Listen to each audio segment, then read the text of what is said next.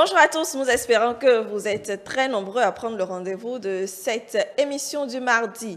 Alors, santé, bien entendu, comme d'habitude tous les mardis, et nous parlons des troubles dont souffrent les hommes, essentiellement des troubles érectiles. Parlons d'impuissance. Quel avenir pour le couple? Avec nos invités, nous allons essayer de voir comment est-ce qu'on peut gérer cette situation dans le couple ou bien même individuelle, tout simplement. Je suis avec Alila Toudraman. Bonjour. Bonjour à toi et bonjour à tous les téléspectateurs. Comment vas-tu ce matin? Ça va très bien, merci. Merci d'être toujours là. Également, Esquil Possouma, bonjour. Bonjour Prunelle, bonjour le plateau et sans oublier nos aimables téléspectateurs qui nous suivent pratiquement tous les jours. C'est vrai, tous les jours du lundi au vendredi. Merci Esquil d'être avec nous ce matin. Nous attendons bien entendu le médecin et d'autres invités en plateau. Nous espérons qu'ils nous rejoindront au plus tôt. Alors déjà, quand on parle d'impuissance, c'est vrai que beaucoup de symptômes, transfert vers l'impuissance et les hommes, je ne sais pas trop comment il faut, même si on a déjà parlé d'autres sujets ayant rapport donc à la sexualité de la femme. Aujourd'hui, nous nous intéressons aux hommes. Est-ce qu'il pense, mais je reste avec vous pour voir en quelque sorte pour vous, est-ce que c'est une maladie dont souffrent beaucoup d'hommes? Disons, oui, quand vous êtes dans le giron des hommes aussi, vous échangez entre vous. Oui, quand j'entends impuissance, c'est le contraire de puissance, n'est-ce pas? Très bien. Et je me permets de définir, n'est-ce pas, le mot qui veut dire l'incapacité pour un homme de maintenir, n'est-ce pas, une érection suffisamment ferme pour des rapports sexuels. Oui. Voyez-vous? Et me demander si entre nous les hommes, c'est-à-dire il y a souvent eu ces genres de conversations, je dis, il y a toujours, il y en aura toujours, une fois que cette maladie, n'est-ce pas, gangrène les hommes, il y en aura toujours, parce que ça fait partie de la vie. C'est vrai, c'est une maladie, personne ne veut en souffrir, surtout les hommes, personne ne veut en souffrir. Mais lorsque vous vivez et que vous commencez pas à souffrir de cela, vous devez en parler, n'est-ce pas, autour de vous, vous devez parler à vos amis. C'est difficile d'en parler à une femme, imaginez. Donc entre les hommes, ça se discute. On arrive à chercher des remèdes, à chercher la cause. Oui. Et plus tard, les remèdes, et on se dit, mais que faut-il faire? Parce qu'un homme impuissant, attention, je préfère avoir un ennemi que d'avoir un homme impuissant. Ah oui. Si c'est un homme qui le dit, je vous laisse imaginer. L'impuissance ou faiblesse sexuelle, c'est une dysfonction érectile. Comme l'a dit M. Esquil, ça se caractérise par l'incapacité pour un homme de tenir ou d'obtenir de manière ferme des rapports sexuels, suffisamment fermes des rapports sexuels. Et il faut dire que ça altère beaucoup la vie sexuelle quand ça arrive, la vie personnelle également, au-delà du couple. Personnellement, les hommes ne supportent pas ça parce qu'ils ne conçoivent pas d'être impuissants, de ne pouvoir pas satisfaire leur conjointe. Voilà. C'est vrai que personne ne voudrait, même que ce soit les femmes aussi, je ne pense pas qu'elles aussi, elles voudraient se voir touchées par cette situation, parce que quand l'homme est touché, c'est que c'est le couple, c'est le foyer qui est touché tout simplement. Oui, le foyer est touché et l'homme aucun homme, quelle que soit sa stature et ses statures, comment on l'appelle, sociale, ne peut jamais accepter, n'est-ce pas, être impuissant. Ça, il peut être le dernier des pauvres, oui, il peut être le dernier des pauvres, il va se dire, mais tout sauf ça, tu vois.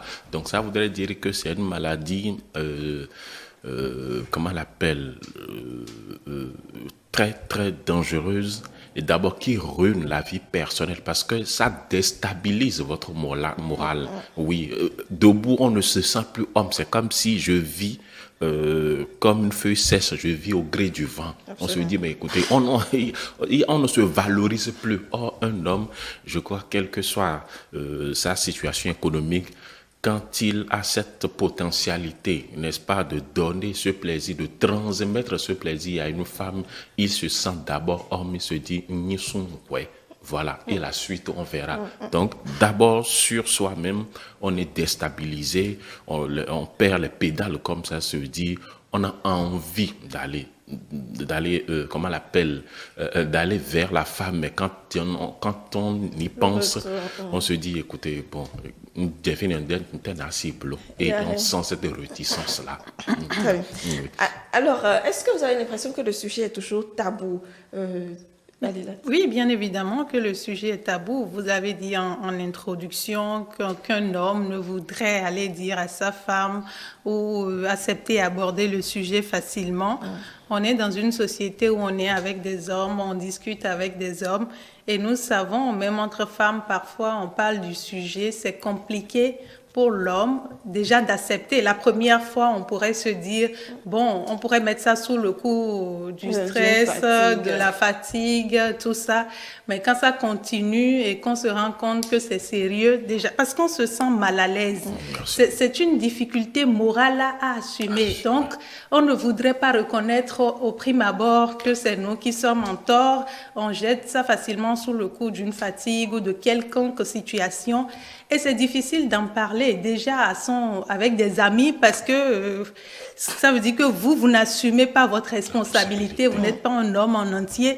Et il y en a même qui, pour ces raisons-là, refusent d'aller consulter également un médecin parce que aller consulter, c'est reconnaître qu'on a une faiblesse, c'est reconnaître qu'on n'est pas un homme, c'est reconnaître qu'on a perdu quelque chose et qui laisse le temps passer. Donc, c'est un sujet tabou autant pour les hommes, les femmes, même les femmes, parfois, quand elles le savent, bon, c'est vrai qu'on ne peut pas aller parler de sa situation de couple à tout le monde. C'est dévalorisant également en tant que femme de dire mon homme ne me satisfait pas sexuellement, mon homme n'est pas puissant. Et donc, on préfère garder ça même quand on sait que quelqu'un à côté a la situation, on se dit, bon, il va regarder mon mari comment, voilà. Il y a beaucoup de préjugés qui tournent autour. Beaucoup de préjugés d'ailleurs. Nous allons peut-être, en attendant d'aller beaucoup plus en détail sur les causes et les conséquences que peut avoir cette maladie-là, marquer une petite pause.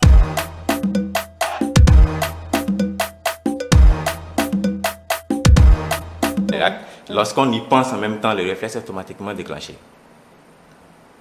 Donc, tous ces facteurs, que ce soit physique, que ce soit psychique, va déclencher les centres nerveux végétatifs. En fait, ces centres nerveux-là, malheureusement, c'est un centre nerveux qui est sous le contrôle, qui est sur aucun contrôle, c'est-à-dire ça échappe au contrôle de l'être humain. Donc, c'est un réflexe qu'on ne peut pas contrôler. Lorsque les éléments de stimulus sont présents, automatiquement, le réflexe est déclenché. Et peu importe, ça se déclenche. Donc, déjà, il faut que chaque personne doit savoir déjà qu'on a 3 types d'érections. Donc, il y a l'érection réflexe qui survient généralement au décours d'une idée ou d'une pensée. Et l'automatique qui est obligatoire, qui est physiologique chez tous les hommes pendant le sommeil. Ça se passe pendant le sommeil paradoxal. Donc, cet réflexe-là, personne n'a le contrôle, on se réveille, on est en érection. Ça, c'est lié aux différentes phases du sommeil paradoxal. Et ensuite, il y a l'érection maintenant provoquée quand on a envie d'aller au sexe. Donc, lorsque déjà on maîtrise déjà ces 3 éléments, ça va nous permettre à la suite de pouvoir catégoriser les problèmes qu'on peut avoir au niveau de l'érection. Là, si c'est tel côté, si c'est telle chose que je ressens, je peux déjà penser que ça c'est tel problème d'érection. Si c'est telle chose que je ressens, je peux déjà penser que c'est tel problème. Très bien. Donc, 3 facteurs qu'il faut maîtriser. Alors, est-ce que je reviens à vous parce que, apparemment, vous êtes le seul, enfin le docteur également, vous êtes le seul homme sur le plateau. Est-ce que, quand, disons, je ne veux pas demander si ça vous est arrivé un jour, quand même, d'avoir un certain dysfonctionnement, je ne veux pas également vous traiter d'impuissant, alors soyez rassurés, mais juste savoir si dans vos discussions, peut-être quand ça arrive, comment est-ce qu'on se sent en réalité? Oui, on se sent vraiment hors norme, comme ça se dit. On se dit, mais excusez, et laissez-moi vous dire, ça crée un déclic dans votre tête. On se dit, mais écoutez, pourquoi je vis? Je voudrais juste donner un exemple. Vous voyez des gens parfois que les téléspectateurs nous excusent, qui se suicident. Oui, quand vous allez réellement demander, il se dit, mais si je ne peux pas satisfaire une femme, mais pourquoi je vis? Alors donc parfois ce sont des questions qu'on se pose, ce qui tourmente notre tête. Me demander si ça m'est arrivé une fois à tout homme, tout homme a vécu ça. Oui, tout homme a vécu ça. Et je voudrais qu'on fasse une démarcation entre l'impuissance et la faiblesse sexuelle. Je crois que le docteur est sur le truc là pour pouvoir nous faire cette démarcation-là, pour qu'on puisse comprendre quelle est la différence entre l'impuissance et la faiblesse sexuelle. Donc, nous l'avons vécu, tout homme l'a vécu. Maintenant, quand vous avez pris quand vous l'avez vécu, comment vous vous êtes en sorti, c'est ce qui est important. Et les causes, c'est sûr qu'on aura le temps de citer les causes. Donc, ça veut dire, c'est en fait, nous vivons avec.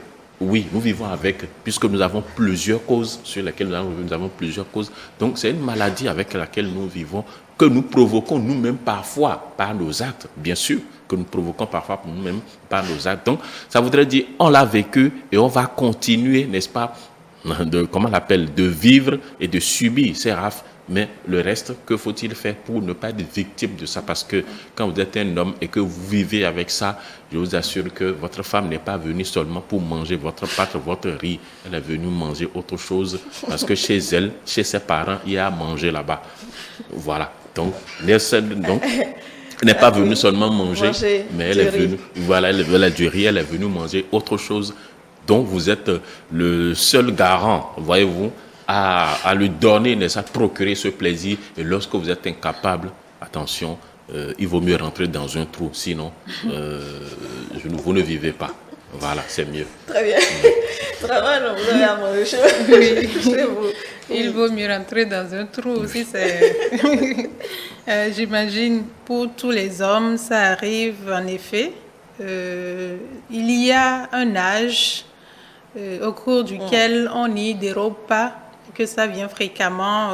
Les études disent à partir de 40 ans, 50 ans, on a des risques d'impuissance sexuelle. Mais déjà avant, on peut également être victime de faiblesse ou d'impuissance.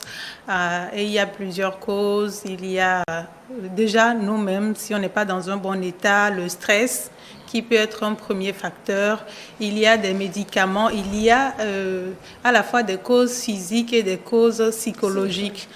Ça peut être une détresse, ça peut être que vous avez consommé un produit qui n'a pas marché, notamment les antidépresseurs. Vous pourrez être en situation de maladie, d'incapacité, et puis ça va baisser votre virilité, vous allez être impuissant pour un moment. Mais ces moments-là n'indiquent pas forcément qu'on est en impuissance sexuelle. Le médecin l'a dit. Oui. Il faut le constater sur plusieurs jours, plusieurs rapports sexuels, peut-être sur des mois pour ceux qui ne veulent pas le reconnaître immédiatement, pour finalement se convaincre qu'on est devenu impuissant sexuel. Très bien. Alors, cause à présent, docteur Edson, parce que justement, vous avez essayé de décrypter un peu les différents facteurs qui peuvent induire à cela. Maintenant, explication sur davantage les causes, je veux dire. D'accord. Avant d'expliquer les causes, j'aimerais bien revenir sur le facteur âge. Oui. Parce qu'en fait, l'âge fixé à 40 ans dont on parle, en fait, c'est beaucoup plus lié au problème de la prostate.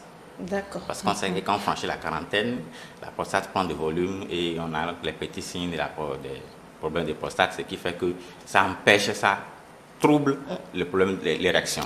Mais généralement aujourd'hui, ce n'est plus le cas. Déjà à 30 ans, 35 ans, 36 ans, aujourd'hui, on a déjà des problèmes de prostate.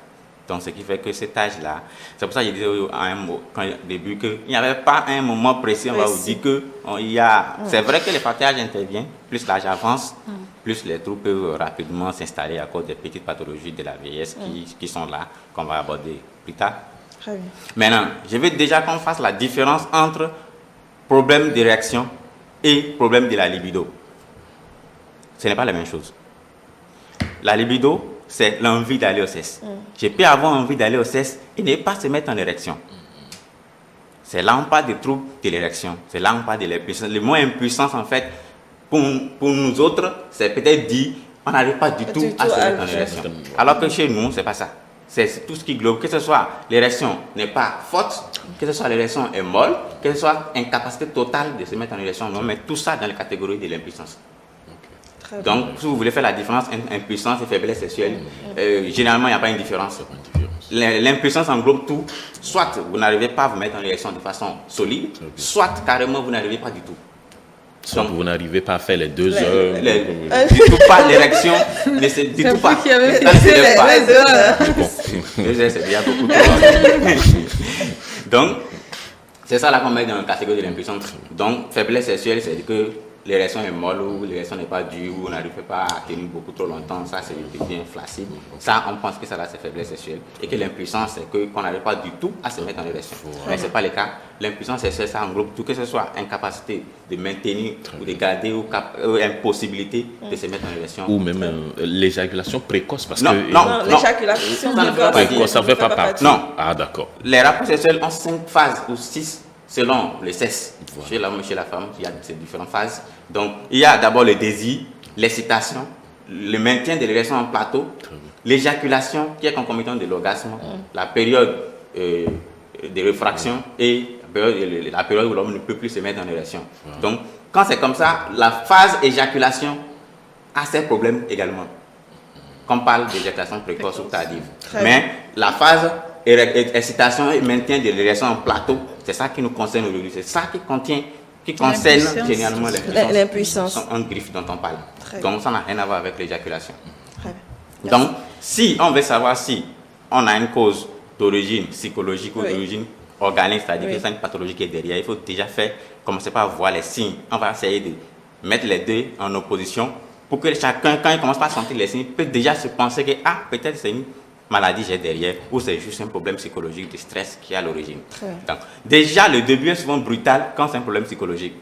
Hier, vous avez fait un bon rapport. Aujourd'hui, vous vous levez et rien du tout. Rien du tout. D'accord. Ça, c'est brutal. Alors que de l'autre côté, c'est petit à petit, vous allez déjà sentir des faiblesses sexuelles en griffe. Donc, vous sentez déjà que ce n'est pas dur, c'est faible progressivement, mais vous n'y tenez pas compte et un jour simplement, tout s'arrête. Ça veut dire qu'il y a une pathologie derrière qui augmente, qui avance et qui prend répercussion sur votre érection. Ensuite, il y a la libido. Quand c'est brutal, l'envie d'aller au sexe n'y est pas. Mais quand c'est une pathologie qui est derrière, vous avez envie d'aller, mais l'érection, ça ne vient pas. Ça ne vient pas. Si je prends l'érection spontanée qui est au cours de la nuit, chez les individus qui ont un début brutal, c'est-à-dire que c'est d'origine psychologique, dans la nuit aussi également, ils n'arrivent pas à se mettre en érection. Voilà. Mais quand c'est une pathologie, comme c'est une pathologie qui touche tous les processus, la personne n'arrive du tout. Elle peut avoir en dormant, parce que c'est spontané et que c'est sous aucun contrôle, peut avoir la capacité de se mettre en érection pendant la nuit, mais quand il se lève pour dire qu'il veut passer à l'acte, ça descend. Donc la personne doit déjà se dire qu'il y a forcément une étiologie, il y a forcément une pathologie derrière qui est en train d'influencer sa libido. Ensuite, il y a, le plus souvent, on retrouve le facteur qui a déclenché chez celui qui a un problème psychologique. Peut-être c'est une dispute hier soir avant d'aller dormir, peut-être c'est un problème d'argent, tout ça là. On retrouve le facteur qui a déclenché. Alors que c'est une pathologie, il n'y a aucun facteur évident. Ça apparaît tout simplement progressivement et d'un coup, mais on ne se demande pas qu'est-ce qui pouvait entraîner si on ne le retrouve pas. Donc, déjà, quand on fait l'examen de celui qui a problème psychologique, on ne verra rien. Mais quand on prendra celui qui a une pathologie derrière, quand on commence les examens et les explorations, on retrouve d'office un élément derrière qui influence le processus en général. Donc, généralement, la cause psychologique, c'est beaucoup plus chez les jeunes. D'accord. Et le côté organique, c'est beaucoup plus chez les personnes âgées. Les personnes âgées. Parce que plus l'âge avance, plus les pathologies commencent à s'installer et on a tous les... Les personnes âgées qui entrent finalement dans quelle tranche d'âge? À partir déjà que vous avez une hypertension artérielle, même si vous avez 30 ans, vous êtes déjà exposé. Vous êtes déjà personne âgée. Vous êtes déjà personne âgée côté maladie. Parce qu'aujourd'hui, la maladie ne connaît plus maintenant l'âge. Oui. Ça apparaît seulement si vous êtes exposé, si vous avez les facteurs de risque, ça apparaît automatiquement chez vous. Donc, c'est ce qui est important, un mode d'hygiène de vie sain, peut-être peut permettre à éviter toutes ces pathologies de l'âge avancé et aussi d'éviter les problèmes de la libido. Très bien. Parlant de mode de vie sain, il faut dire également que l'alcoolisme et l'obésité sont des facteurs, sont des causes. Et donc, pour des personnes qui sont accros à l'alcool, pour des personnes qui sont obèses, elles doivent savoir qu'elles font un nid à l'impuissance sexuelle et se prémunir de ça. Très bien, c'est bien. Donc, voilà. Donc, lorsqu'on sait déjà la différence entre les deux, on peut maintenant aborder les causes qui peuvent être d'origine psychogène ou d'origine organique. Donc, d'origine psychogène, on le cite déjà pêle-mêle. Donc, vous avez déjà quelqu'un qui a la peur de ne pas arriver à faire le rapport sexuel comme il le faut. Déjà peut l'envoyer. Oui, l'angoisse de performance. Oui. L'angoisse de la performance peut vous envoyer dans le décor automatiquement. Ça, c'est d'origine psychogène et avec un peu plus de mise en confiance de son partenaire, ça peut recommencer. Un homme ne devrait pas avoir peur, hein, n'est-ce pas? Il ne devrait pas avoir peur des acteurs, mais ça dépend du partenaire qu'on a en face. Et ça dépend de l'éducation sexuelle qu'on a reçue. Si à la maison, on n'en parle jamais et que, bon, vous dites que votre partenaire est peut-être plus expérimenté que vous, il y a l'angoisse de ne pas arriver à la satisfaire. Voilà. Et donc... on se met déjà des barrières. Non, mais quand vous parlez de partenaire, le truc là, enfant, on dit ça veut dire ça veut dire, quel que soit la taille du truc là. Écoutez, si vous êtes un homme. On peut toujours le sacrifier, quoi. Oui, on peut toujours le sacrifier. Donc ça veut dire que, bon, un homme qui, face à une femme a peur, ça veut dire il y a un problème. Oui, ça veut dire il y a un problème. Que ça soit, comment on l'appelle, même en dehors du problème de l'érection psychologiquement, ça veut dire qu'il y a un problème. Parce qu'en face d'une femme, pourquoi avoir peur? Non, la femme procure le désir. Quand vous la voyez déjà, elle procure le désir. Donc, en la voyant déjà, ça pourrait déclencher, n'est-ce pas, l'envie d'aller à trop. Mais quand vous avez... Entre l'envie et le pouvoir de satisfaire, il y a un fossé. Oui, en fait, c'est la peur même qui fait, même si vous étiez capable, même si vous étiez capable et que la peur, comment on l'appelle, apparaît, c'est sûr que cette capacité disparaît. Il n'y a rien à faire. Donc, un homme ne doit jamais avoir peur devant une femme. Bien. Si vous n'avez pas peur, c'est peut-être pas le cas de tout le monde. Ah bon, je prie à ce que ça ne soit pas le cas. La dernière fois, on a parlé de la phobie, les phobies. Oui. Quand quelqu'un a une phobie de se présenter devant une belle femme, quand il voit une belle femme, il ne pourra pas se mettre en érection. Ah bon? Oui. Il y a des hommes comme ça. Quand ils voient une belle femme, Donc, ça fait partie des facteurs, ce qui donne les causes psychologiques. Et il y a l'anxiété, la dépression, les troubles de l'humeur. Tout ça là en fait partie. Et aussi quand vous avez dans un foyer qu'il y a tout le temps des conflits et que entre madame et monsieur, ce n'est pas du tout l'entente. Parfois, ça ne prend pas. Mais quand le monsieur sort, il est dehors. Tout va bien. Alors, tout va bien, très bien même. Donc, il y a aussi les facteurs socio-économiques. Ça, je tiens vraiment à expliquer ces phénomènes pour que les femmes comprennent pourquoi quand les hommes ont un peu d'argent dans la poche, ils ne restent pas à la maison. D'accord, c'est intéressant. Oui, il faut comprendre que quand l'homme a un problème d'argent, c'est un problème qui bloque ses réflexes. À cause du stress, à cause de tout ce qu'il a en tête en train de ruminer, comment trouver l'argent pour nourrir tout ça. Là. Quand l'argent vient d'un coup comme ça, le bonheur que ça procure lève totalement le blocage. Et que si la femme à la maison n'est pas du genre, alors que vous savez bien, quand l'homme veut, il a passé un moment difficile et qu'il se retrouve un peu mieux, la seule chose qu'il veut aller faire là, c'est le sexe. Mais pourquoi pas à la maison? Oui, justement. En fait, vous pensez que peut-être parce que quand vous avez votre homme a envie, vous lui donnez, c'est ça qui est suffisant. Non, c'est pas vrai. Comment vous donnez? C'est important. La manière de faire. La manière de le faire, c'est important pour un homme. Si c'est parce que quand monsieur veut vous lui donner, il se lève, Si c'est comme ça, quand le monsieur aura un peu l'argent, il a envie de faire des choses de folie, en griffe. Il va pas rester à la maison. Il sait que madame n'aime pas tout ça. Mais pourquoi il n'éduque pas madame à faire la folie? C'est bien d'employer le mot éduquer. C'est pas toutes les femmes qui aiment se faire éduquer. Voilà. Ça là, je peux vous l'assurer. On rencontre des femmes parfois, c'est un blocage total. Je ne veux rien savoir. S'il veut, il n'a qu'à aller dehors. Quand on se connaît, on cherche une femme en fonction. Au départ, ça peut être ça. Peut-être aussi ça peut être ça au départ. Mais après la maternité 1-2, elle ne sait pas qu'il y a un problème. Elle-même, en elle-même, ne pense pas que c'est un problème. Alors que c'est un problème. Alors que si vous voulez avoir un homme heureux tout le temps, joyeux, tout le temps, au top de sa capacité intellectuelle, pour pouvoir donner des fruits dehors dans son boulot, Il faut le servir. vous devez apprendre à le maintenir. C'est valable pour les femmes Oui, également. si le moment nous permet, peut-être après notre émission, exactement. pour venir parler de la femme, on va en parler de long en large. Donc voilà les facteurs d'origine psychologique en réalité qui rentrent dans le processus de troubles psychologiques qui empêchent l'érection. Maintenant, si on rentre dans la catégorie des organiques, les pathologies qui peuvent vous donner, c'est tout un... Il y a une large palette. Une large palette. Si on doit aborder peut-être un à un, on ne va pas quitter ici aujourd'hui. Mais on va essayer de regrouper catégorie par catégorie. Déjà, on commence par les problèmes, ceux qui ont fait des accidents. D'accord. Qui ont une fracture du bassin ou qui ont une fracture de la colonne vertébrale. Parce que le processus de l'érection est un relais au niveau de la vertèbre lombaire L1 et L2. Si vous cassez ces vertèbres-là, vous risquez de ne plus pouvoir jamais se mettre en érection. Donc, ces causes traumatiques qui peut être au niveau du bassin, qui sont au niveau de la colonne vertébrale, ou qui touchent la moelle épinière. La moelle épinière, c'est l'essence de tout l'être humain même. Si vous touchez une partie de la moelle épinière, vous aurez forcément une partie de votre corps qui aura des problèmes. Et si c'est le niveau qui gouverne l'érection, vous allez avoir une panne d'érection.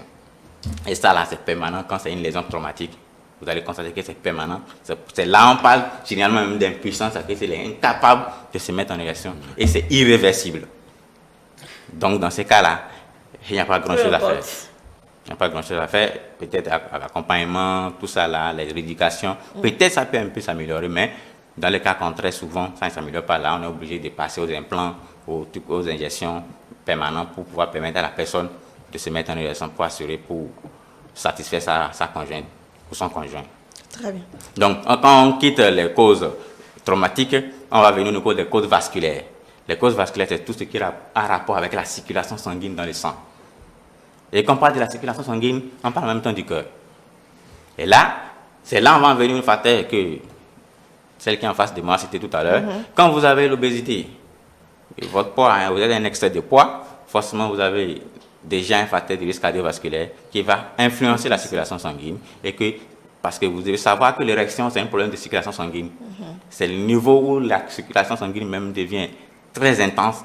Si vous voulez avoir une érection normale, tout ce processus va se déclencher, ça va faire afflux du sang au niveau du pénis, ce qui va permettre la rigidité du pénis et permettre l'acte jusqu'à la fin.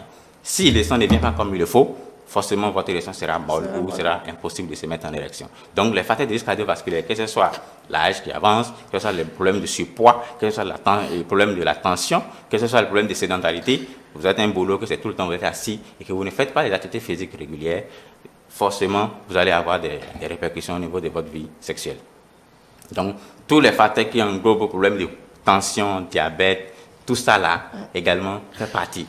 Le diabète, c'est un premier élément qui finalement aboutit à un problème de trouble de la libido, de l'érection, à cause de tous les panoplies de mécanismes, à cause de l'insuline, tout ça là, ça fait qu'en fait, il y a des dépôts de petites graisses au niveau des plaques, au niveau des artères, et qui bouchent un peu la circulation sanguine qui est à l'origine d'un problème d'incapacité de se mettre en érection.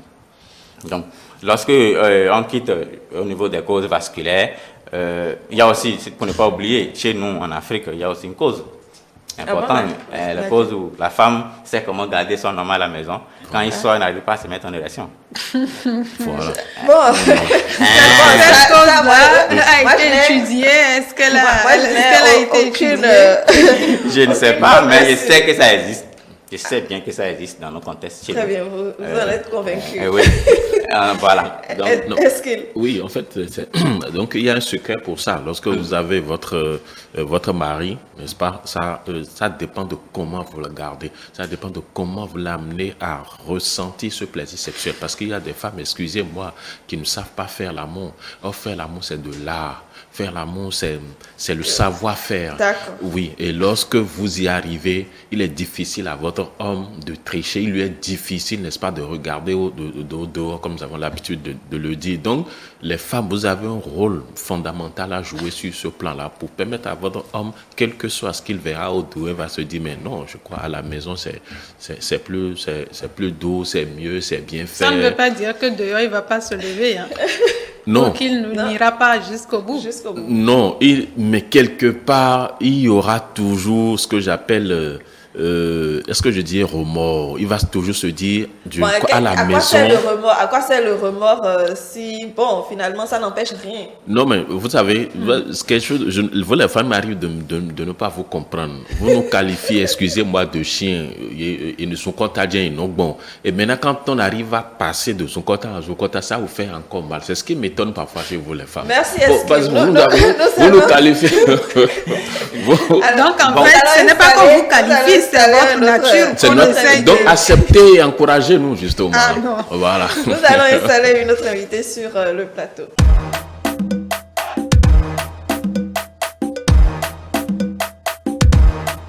Donc, nous installons sur le plateau Joanne Kenom-Fanou. Bonjour, comment allez-vous?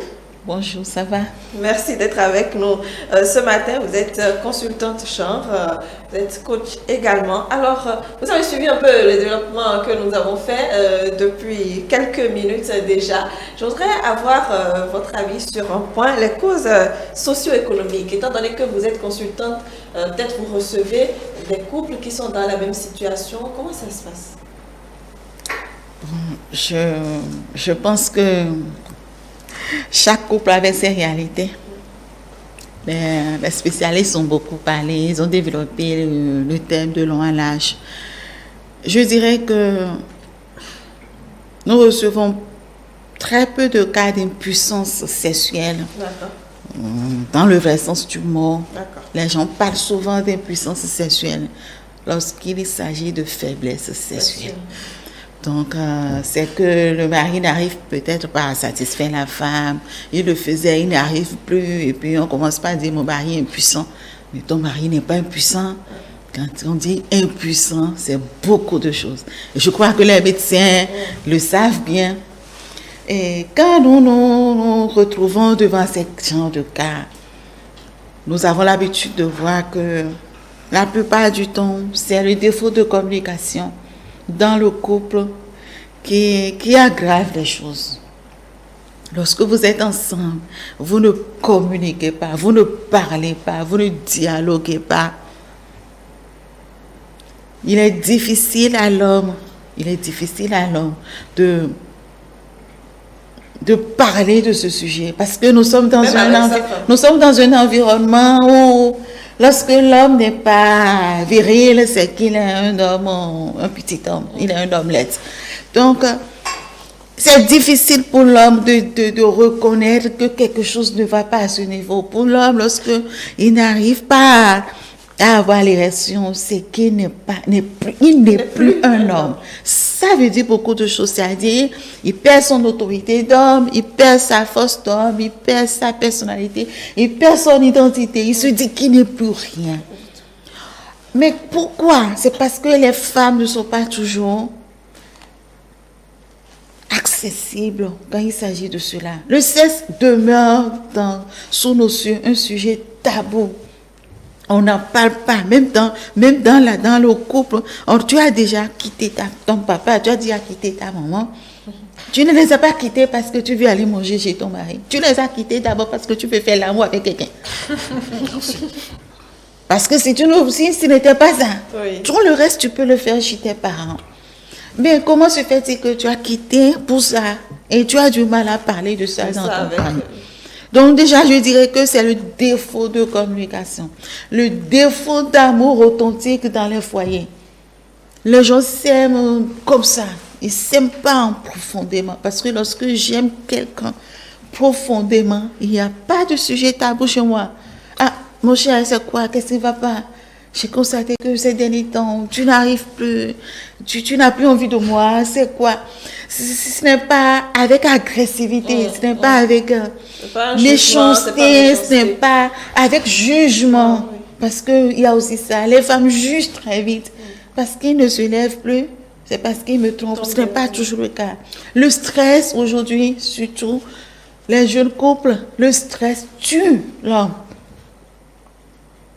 Quand ce sont des hommes déjà un peu âgés, on se dit, bon, c'est son âge. Mais de plus en plus, dans les jeunes couples de 25 ans à 45 ans, nous avons ce phénomène-là. 25 ans? Oui, nous avons ce phénomène. Et lorsque vous allez en profondeur, vous comprenez toutes les causes que mon ami a citées tout à l'heure. Vous comprenez que ces hommes sont sous un stress énorme.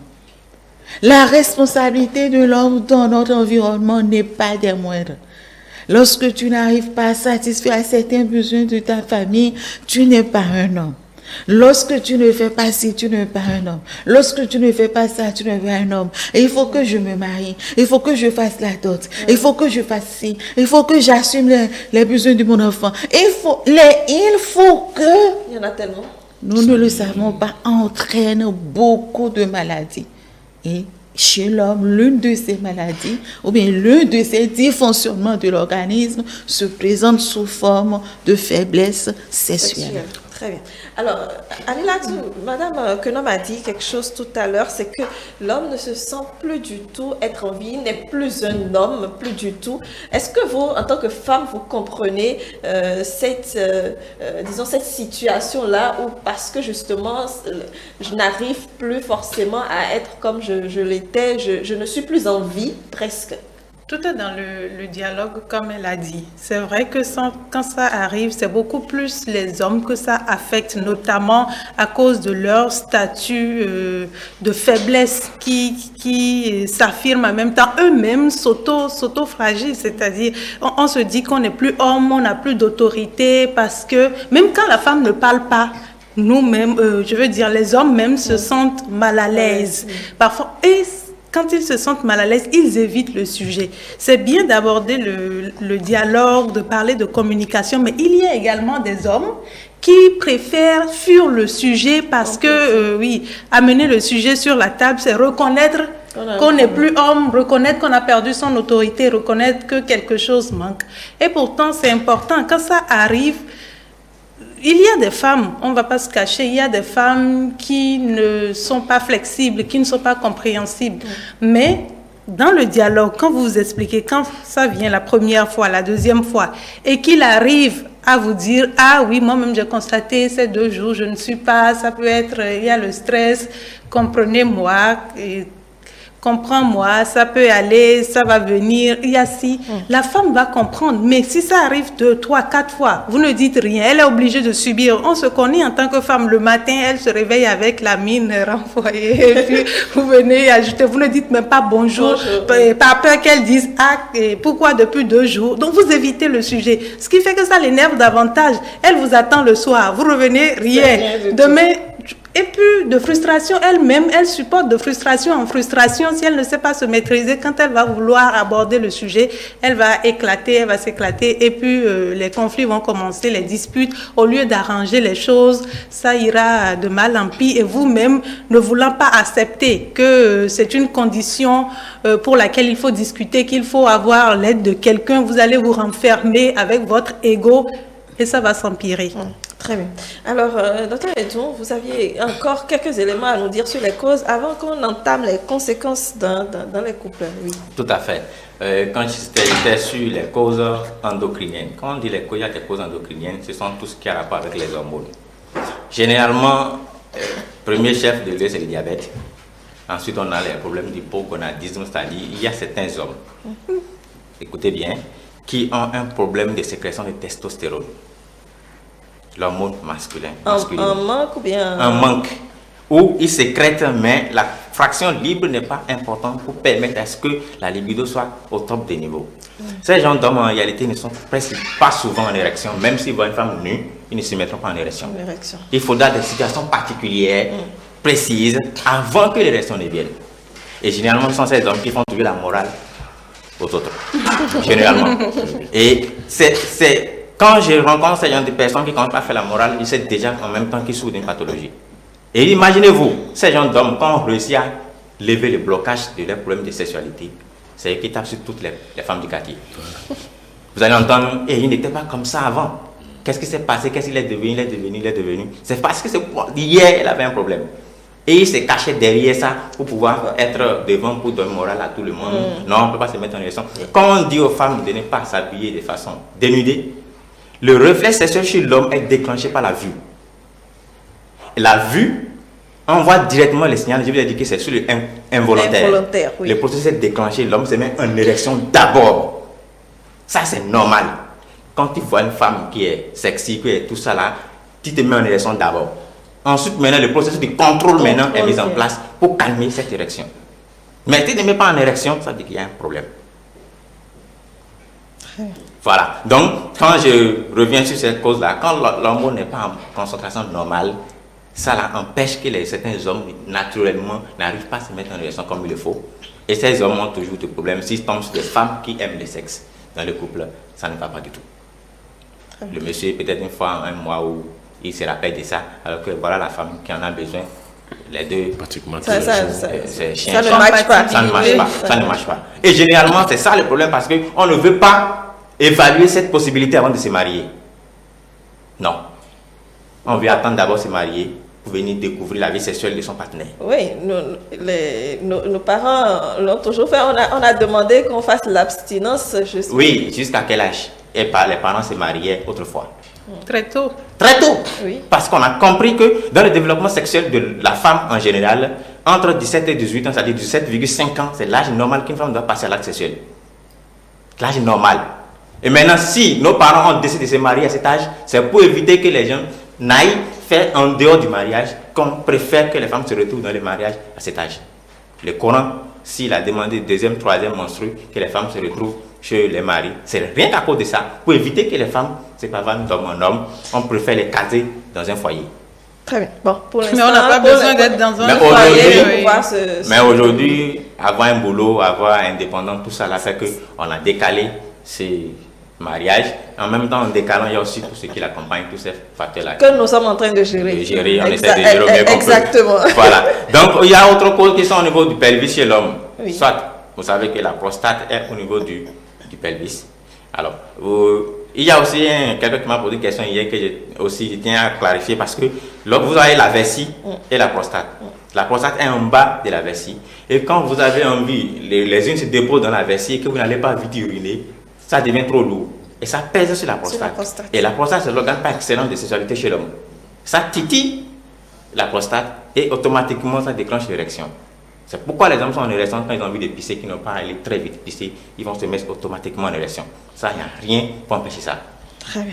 Donc, la prostate, quand la prostate a un problème qui n'est pas en forme, que ce soit un problème d'hypertrophie, que ce soit une infection de la prostate, tout ça là, ça va empêcher qu'il y ait de l'érection normale. Et c'est pour ça aussi le diabète qui fait que les hommes se lèvent pour aller pisser tout le temps.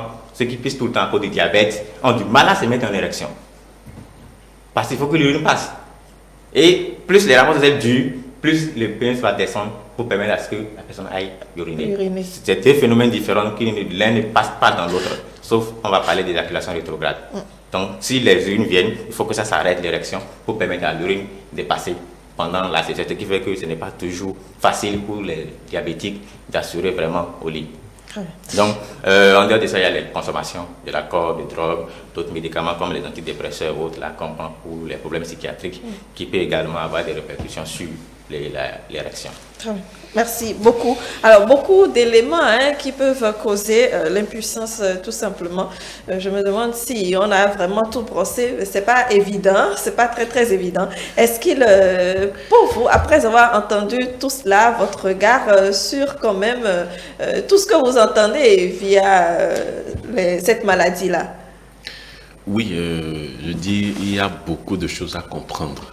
Que ça soit connaître son organisme et que ça soit au foyer. Parce que madame l'a dit tout à l'heure, l'impuissance parfois provient du climat qui règne dans le foyer. Lorsque vous avez une femme calamiteuse, excusez-moi, chère dame, excusez-moi, c'est juste un exemple, et quand vous rentrez déjà en cours de route, on se dit, mais d'aller dire où le métier, d'aller mon aoué de ça ne devait pas être ça. Quand on sort du boulot, on doit être heureux, pressé d'aller chez soi, parce qu'on se dit, j'ai ma femme que je vais aller voir à la maison, j'ai mes enfants que je vais... Donc, quelque chose doit vous stimuler à vite rentrer. Et l'action de vite rentrer, là, après, la femme doit pouvoir vous amener à recevoir, à ressentir le plaisir sexuel. Parce que quand tout part de la femme, on l'a toujours dit, quand tu es une personne normale, dont toutes les facultés sont fonctionnelles, quand vous voyez une femme nue debout, vous devez, n'est-ce pas, réagir, comment on l'appelle, réagir de façon normale. Voilà. Donc, vous devez normalement réagir. Mais quand ça n'y est pas, ça voudrait dire qu'il y a un problème. Et il m'arrive de ne pas accuser les hommes si éventuellement ils vont tricher. Allez voir ce qui se passe à la maison. Je ne donne pas raison à tous les hommes parce que les hommes ne le font pas plaisir. D'autres le font par obligation. Quand vous leur posez la question, ils vous diront, mais écoutez, va voir ma femme, vraiment, elle est nulle. Excusez-moi, madame, vraiment, j'ai tout fait. Mais elle ne répond pas. Donc ça voudrait dire que la femme a un rôle fondamental à jouer, comme on l'appelle, sur ce point-là, pour que l'homme soit vraiment ce qu'elle veut. Et l'autre chose pour finir, l'autre cause, l'alcoolisme. Oui, voyez-vous, quand vous prenez de l'alcool, quelqu'un qui est bien saoulé, vous voulez qu'il fasse l'amour comment? Ce n'est pas possible. Or, pour faire l'amour, il faut avoir les sens bien fonctionnels. Il faut être tout présent de la tête aux pieds, comme ça, comme nous avons l'habitude de le dire. Donc, ceux qui ont l'habitude de prendre de l'alcool, évitez de prendre de l'alcool pour vraiment être performant. Parce que la femme, donnez-lui tout ce que vous voulez.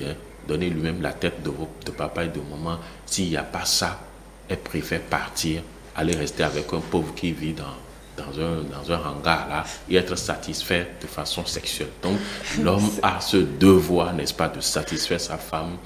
Et la femme a l'obligation d'amener son homme à la satisfaire par tous les moyens. Même si aujourd'hui, il n'y a pas à manger, soyez patient, demain, il y aura à manger. C'est ça. Alors, Joanne, Fanon, dites-moi, par rapport à cette maladie-là, quelles sont pour vous les conséquences que ça peut avoir dans le couple? Bon, je pense que la toute première conséquence, c'est la perte de la confiance en soi chez l'homme.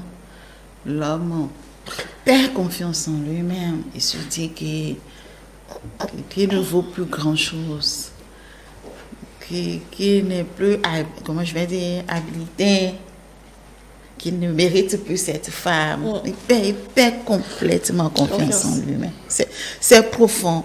Vous allez voir des hommes venir vers vous, vous dire, madame, ça ne va pas. Je perds ma place dans mon foyer. Les hommes l'avouent. Le problème, c'est qu'ils ne le disent pas. Ils ne s'expriment pas. Et ils ont cette manie de s'entourer d'une carapace bizarre. Et c'est en ce moment que vous verrez qu'ils jouent le gros dur. C'est en ce moment qu'il devient le chef de maison. Il frustre, il est amer. Et puis, c'est un mélange. Toi, tu te dis, mais qu'est-ce que je viens faire? Peut-être que je n'ai pas bien préparé. Peut-être que je suis sale. Peut-être que c'est parce que les enfants... Tu cherches les raisons partout. Mais le mec, il sait bien que... Ça n'a rien à voir. Ça n'a rien à voir. Donc, j'appelle ça le défaut total de confiance en soi-même. Ça, c'est au niveau de l'homme. Au niveau de la femme, c'est que la femme commence par se poser 1001 questions qui peuvent l'entraîner dans des choses pas possibles. Rester avec un homme qui ne vous satisfait pas en lui, un homme que vous touchez, qui vous chasse, un homme pour qui vous faites tout, vous faites l'essentiel pour qu'il soit quand même bien, mais qu'il vous rejette. Vous-même, vous commencez par perdre confiance en vous-même. Vous commencez par vous demander si le problème est à votre niveau. Vous commencez par vous comparer aux autres femmes dehors. Vous commencez par chercher partout la bête noire. Vous êtes là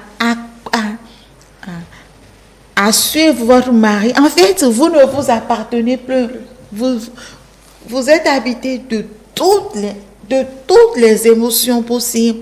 C'est parce qu'il ne m'aime plus. C'est parce qu'il a une autre femme. C'est parce que mes charges le dépassent. C'est parce qu'il... En fait, vous vous culpabilisez. Et qu'est-ce que cela entraîne comme conséquence chez la femme? Ça rend la femme amère.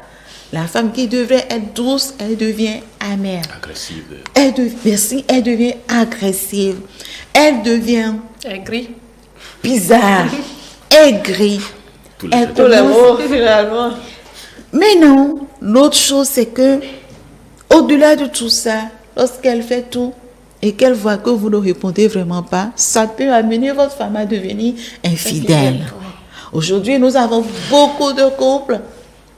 C'est bizarre, mais nous sommes obligés de le dire, nous avons beaucoup de couples bien physiquement, apparemment, mais derrière... mais dans lesquels la femme, elle est gérée par un autre. Et parfois, même l'homme le sait. Ah bon? Mais il l'accepte comme ça. Est-ce qu'il accepte? Il fait semblant de ne pas savoir. C'est là où c'est dangereux. Et il ferme ses yeux dessus parce que lui, il n'est pas prêt à laisser son orgueil de côté pour discuter de cette affaire. C'est comme tout dysfonctionnement de l'organisme. La faiblesse sexuelle ou le défaut d'érection est un dysfonctionnement qu'il faut chercher à régler. J'ai l'habitude de dire à mes clients, comme toute maladie, cela demande aussi bien le médecin que la prière. Oui. Et ce n'est qu'en famille qu'on le gère. Ce n'est pas dehors que vous allez le gérer. Et lorsque vous avez décidé d'épouser une femme, vous avez décidé en réalité devant Dieu, devant les hommes, de faire de cette femme votre confidente, votre amie, votre soeur, celle à qui vous pouvez dire tout ce que vous ne pouvez même pas dire à votre mère. C'est ce que la femme représente. Votre femme devait être votre bouclier.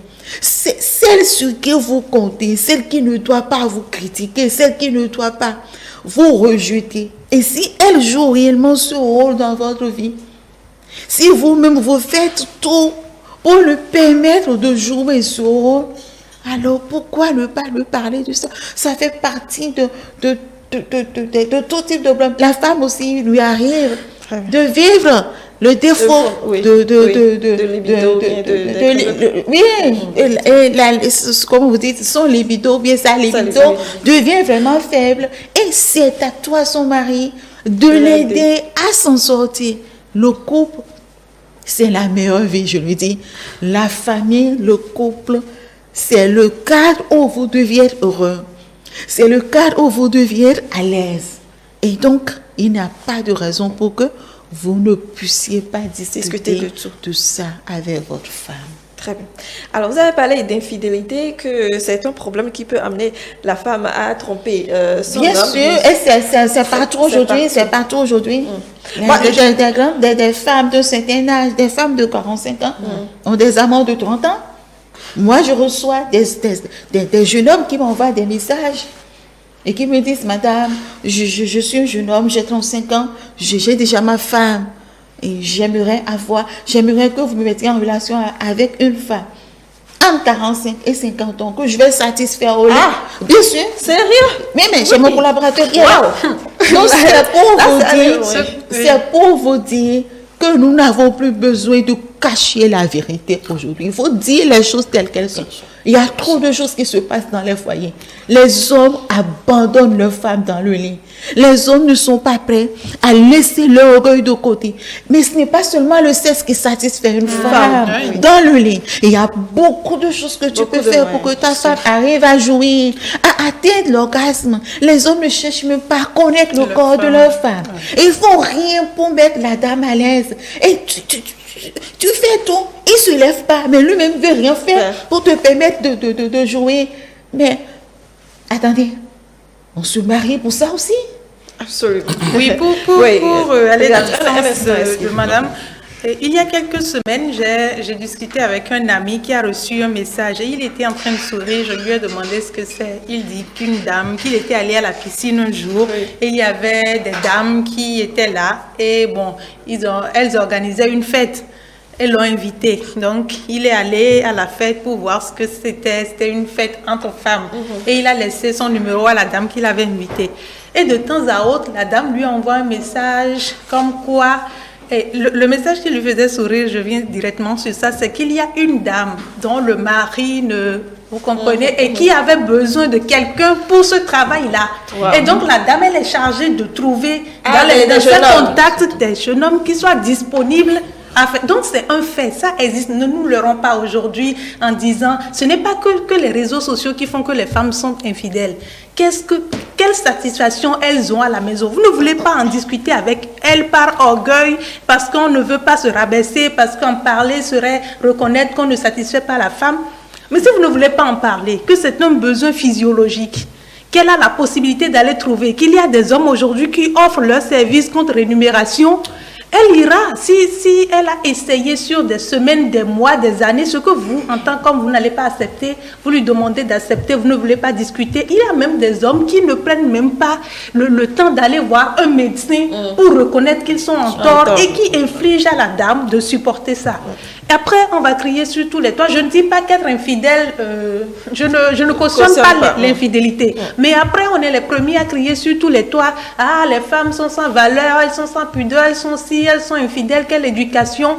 Mais l'éducation, c'est ensemble, c'est ce qu'on reçoit. Si la femme n'est pas satisfaite et qu'elle a supporté à un moment donné, si elle ne veut pas quitter, parce que quitter c'est la meilleure solution, mais si elle ne veut pas quitter parce qu'on va lui demander pourquoi tu es partie, elle ne veut pas dire c'est parce que mon homme est puissant et qu'il ne veut pas, voilà, et qu'il ne veut pas reconnaître, on va dire elle est trop gâtée, elle aime trop le sexe et beaucoup de jugements. Voilà. Du coup, les femmes sont obligées, parfois d'aller regarder, même si ce n'est pas la solution, il vaut mieux partir et être sûr d'être, mais bon, on regarde, peut-être qu'on a eu déjà 1, 2 enfants, et puis bon. Avant d'en venir, de continuer sur votre lancée, je voudrais quand même... Pourquoi vous soupirez, Félicien, vous soupirez, ça m'inquiète. Alors, allez voir un médecin. Est-ce que c'est facile pour les hommes? Ce n'est pas du tout facile. Déjà que c'est un sujet tabou, déjà. Et je suis déjà content que ce soit les femmes qui abordent ce sujet, c'est pas moi. Donc ça fait déjà chaud au cœur, qu'au moins que les femmes reconnaissent déjà qu'il y a un problème. Parce que déjà... Nos parents, partant de nos parents, il y a un problème sur le problème de sexualité, ils n'arrivent du tout pas à aborder, ils n'arrivent pas du tout. Et quand vous voyez un garçon qui a grandi dans cet environnement, il est conditionné par cet environnement. Il aura du mal à sortir de ce milieu-là pour aborder ces sujets-là. Même entre hommes, quand j'aborde le sujet, parce que quand on entre dans ma salle de consultation, c'est pareil, il n'y a pas de tabou chez moi. Quand j'aborde, on sent déjà que cet homme-là n'est pas accessible à aborder ce sujet. On sait déjà qu'est-ce qui se passe à la maison. Et mais, comment vous voulez qu'une femme... C'est vrai, hier on a maîtrisé les sexualités, on a caché les sexualités, on a tout caché pour elle. Aujourd'hui, elle découvre tout qu'elle a besoin, de plaisir également dans un foyer. C'est là pas, les conséquences sont dramatiques pour le foyer. Maintenant, vous hommes, vous savez que vous ne satisfaites pas la dame, mais vous faites votre truc dehors, en plus. Et maintenant, vous ne voulez pas qu'elle se révolte. Mais quelles sont vos réserves à une femme qui n'est pas satisfaite et que vous voulez? S'il vous plaît, je voudrais dire quelque chose. J'ai écouté un jour un monsieur, excusez-moi, j'ai écouté un jour un monsieur d'un certain âge. Vous savez ce qu'il m'a dit? Non. Il me dit, hey, ma chérie, tu sais, moi je me fatigue plus aujourd'hui. Je sais que je n'ai plus la force d'avant. Tu sais ce que je fais? J'ai ma petite. J'ai ma petite. C'est quelques billets. Elle ne me demande pas de jouir devant elle. Vous imaginez? C'est pour dire combien de fois ce que le docteur est en train de dire est pertinent. Il ne cherche même pas à aider sa femme à la maison. Oui. Et il a le culot de me dire que lui, il a sa petite et qu'avec quelques billets, lui, il ne fait pas plus de 2 minutes. Et il descend. Et qu'elle n'a pas besoin qu'il jouisse, elle n'a pas besoin de jouir. Comment se sent la femme, c'est pas important. Mais c'est méchant. Et la femme qui est à la maison. Moi, je voudrais, si tu permets, poser une question aux médecins. Oui. Comment est-ce qu'ils abordent vos patients quand ils viennent? Est-ce qu'ils disent, oui, je suis venu pour parler de moi? Ou est-ce qu'ils tournent autour du... Ça dépend du médecin. D'accord. Moi, je suis quelqu'un qui met toujours en confiance tous ceux qui rentrent dans mon bureau. Donc, ça peut être juste les mots de tête ou autre chose. Quand il va finir de régler ça, il va dire, au fait, docteur, j'ai une question à poser. Au fait, il va dire que j'ai un ami qui a ce genre de problème. J'ai dit en même temps que c'est pas un en même temps, revenons, laissez ami là, on va gérer ça. Tout simplement. L'ami n'est pas là. Voilà, c'est déjà division d'hommes en tout cas, devant un soignant pour qu'ils abordent ça. Donc imaginez déjà à la maison que on doit apprendre à dépasser ce niveau-là. On doit apprendre déjà que la femme n'est pas un objet qu'il faut mettre à la maison. Pour qu'il peut pas manger. Oui. Non, vous devez apprendre quand une femme est satisfaite et qu'elle est heureuse, ça a des répercussions sur son homme et ses activités forcément fleurissent. Donc les hommes doivent comprendre ça aujourd'hui qu'il faut dépasser ces niveaux, cette limite que nos parents nous ont fixée parce qu'on dit que la sexualité c'est pour faire des enfants. Ça là j'ai dit en même temps que c'est pas vrai. La sexualité a plusieurs rôles que ça joue dans l'organisme humain. Les enfants ne sont qu'une conséquence. Très bien. Est-ce qu'il voulait réagir depuis un moment? Oui. Oui, quand j'entends les femmes, n'est-ce pas, qui déballent, qui s'expriment et qui, est-ce que je dirais, nous accusent? Non, mais qui nous touchent de doigts, que nous doigtent, ça veut dire que nous avons aussi des problèmes. Nous sommes aussi des problèmes. J'ai compris aujourd'hui. J'ai compris que, attention, quelque part, nous sommes utiles aux femmes. Et cette utilité, nous allons vous demander, n'est-ce pas, de nous aider, n'est-ce pas, à résoudre ces problèmes. Parce que c'est un problème fondamental qui, aujourd'hui, comme l'a dit madame, crée d'énormes problèmes au sein des foyers. Il m'est difficile, pénible, voire impossible, de voir une femme mariée et d'avoir ce que j'appelle un petit copain. Oui, pourquoi? Ça veut dire que l'homme, le mari en question, ne joue pas son rôle en matière de sexualité. Ça veut dire qu'il y a un problème. Et le problème, nous les hommes, nous devons accepter, n'est-ce pas, mettre le problème sur table et discuter pour que cette satisfaction soit réciproque. Parce que quand l'homme n'est pas satisfait, il y a un problème. Quand la femme n'est pas satisfaite non plus, il y a un problème. Donc la satisfaction doit être unanime et doit provenir de tout chacun de nous. Il ne suffit pas seulement de satisfaire la femme, non, mais il suffit d'abord de se satisfaire et satisfaire la femme après, parce que la satisfaction d'abord est personnelle. Oui, personnelle. Par contre, oui, allez-y. Oui, personnelle, parce que si vous n'arrivez pas à vous satisfaire vous-même, vous ne pouvez pas satisfaire l'autre personne, par conséquent votre femme. Vous donnez ce que vous avez. Il n'y a rien à faire. Vous donnez ce que vous avez. Alors, si vous avez la frustration, vous allez donner la frustration. Si vous avez le plaisir, vous allez donner le plaisir. Si vous avez le désir, là, de faire l'amour, vous allez partager ça avec votre femme. Alors, nous, ces hommes qui ont ce problème, ce n'est pas un tabou. Et pourquoi aujourd'hui ça demeure un tabou?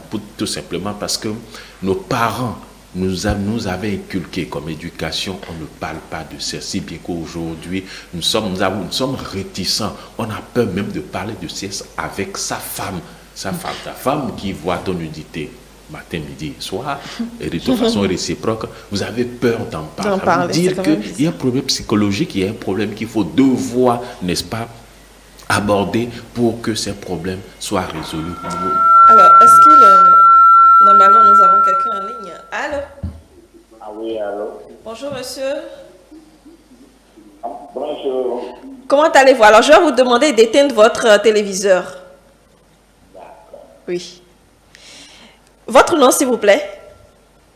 Appelez-moi monsieur Franck. Très bien. Bienvenue sur le plateau, Franck.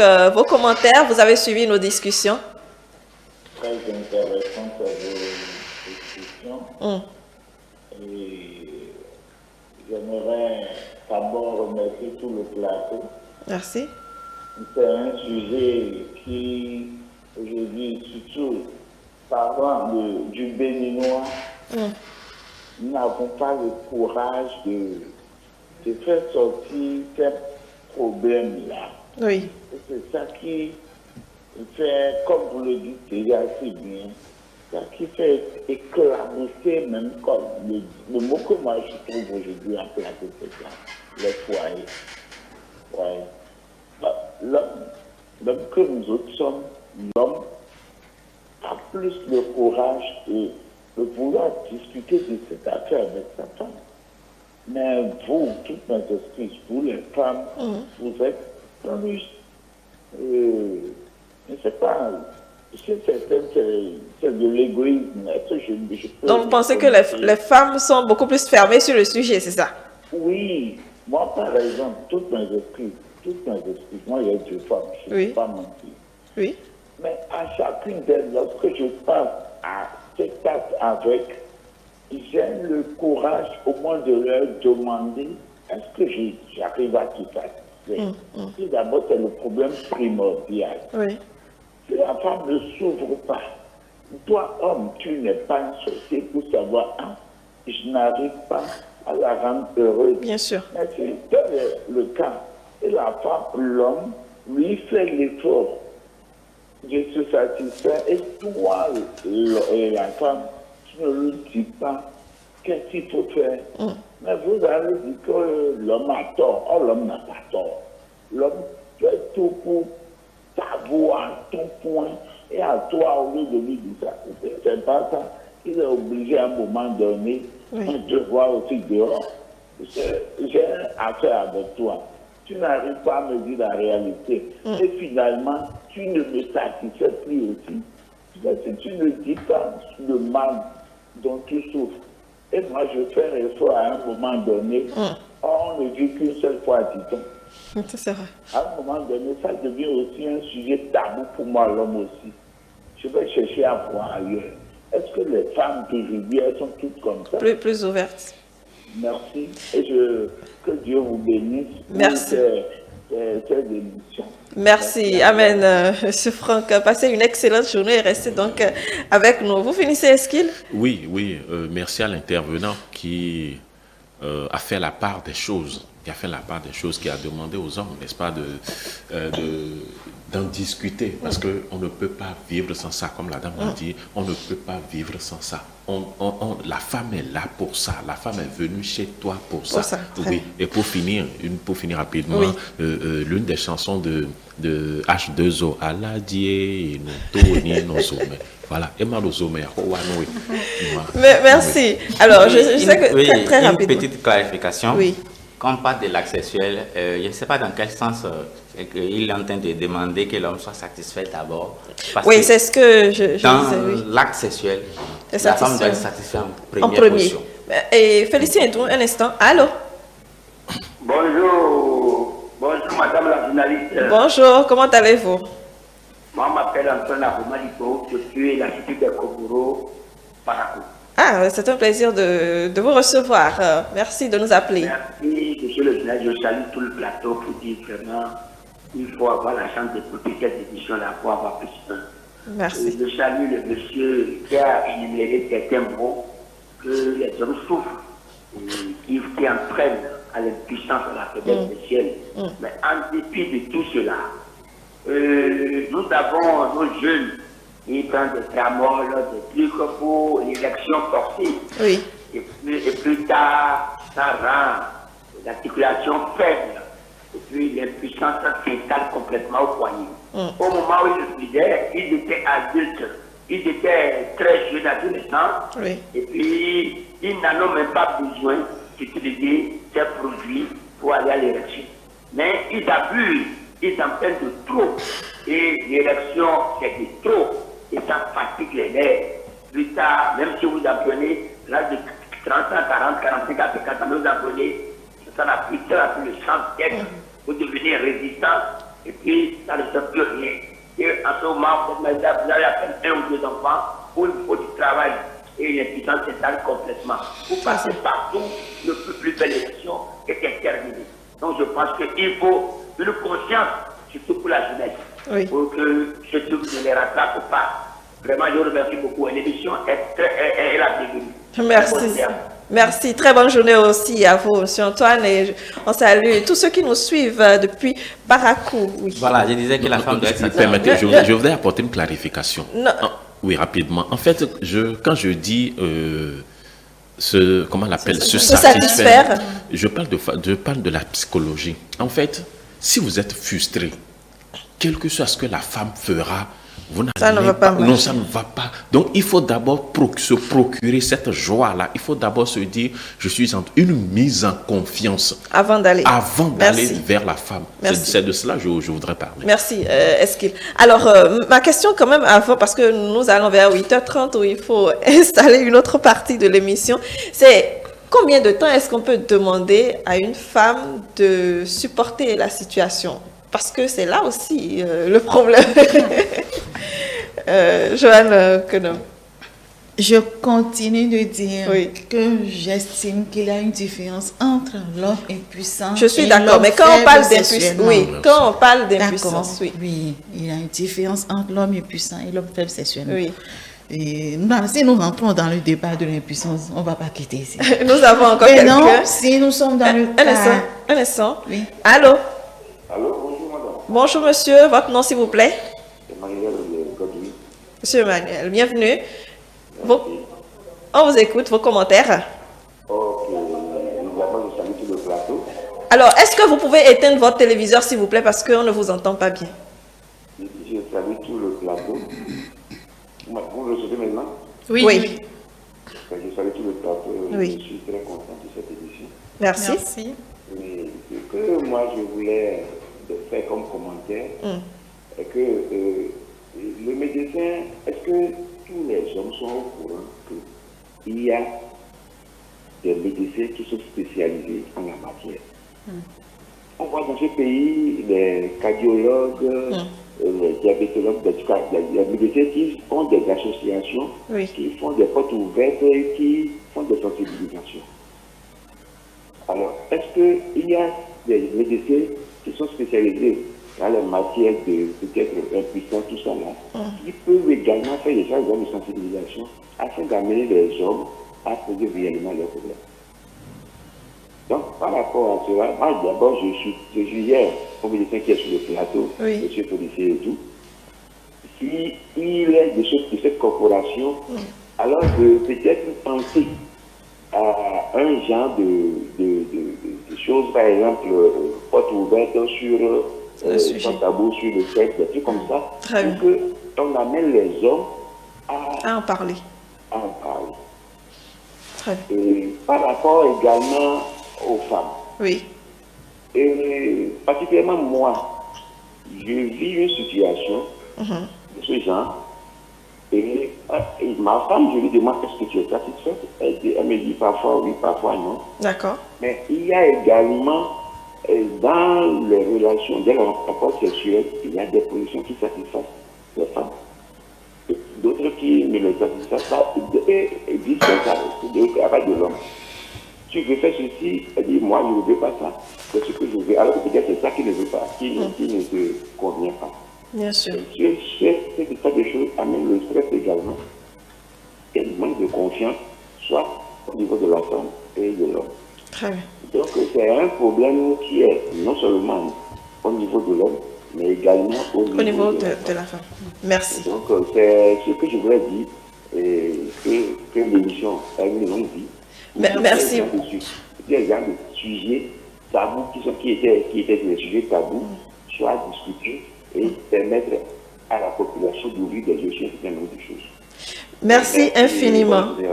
Merci. Passez une excellente journée aussi. Madame Fanou, je reviens à vous très rapidement. Donc, je disais que si nous entrons dans le débat de l'impuissance, ça va être très long, le docteur peut le dire.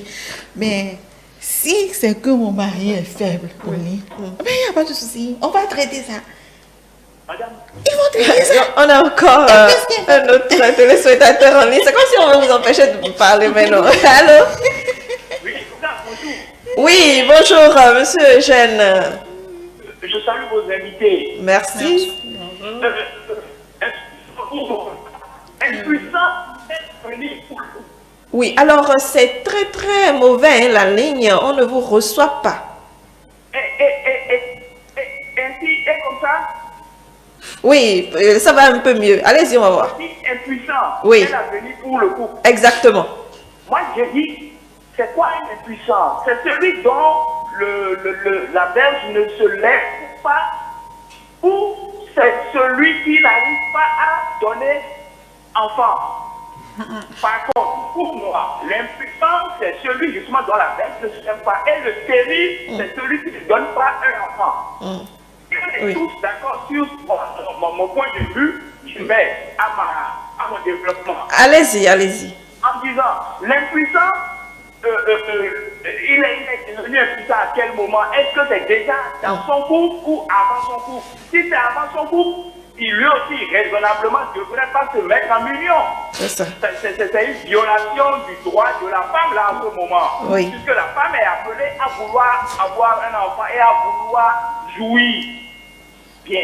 Maintenant, si c'est bien après, parce qu'il arrive des moments où psychologiquement, abattu par un phénomène, on devient incapable de faire lever sa veine, là, écoutez, il y a des spécialistes qui pourront l'aider.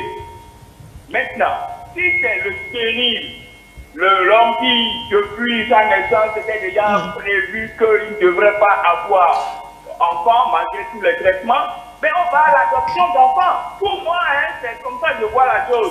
C'est simple. Merci et puis, excellente journée à vous. Passez une excellente journée aussi, monsieur Eugène Iwanyi. Alors, Oui. Vous n'allez pas échapper à la question. Hein. Allons-y. donc, Oui. je disais, il faut traiter ça.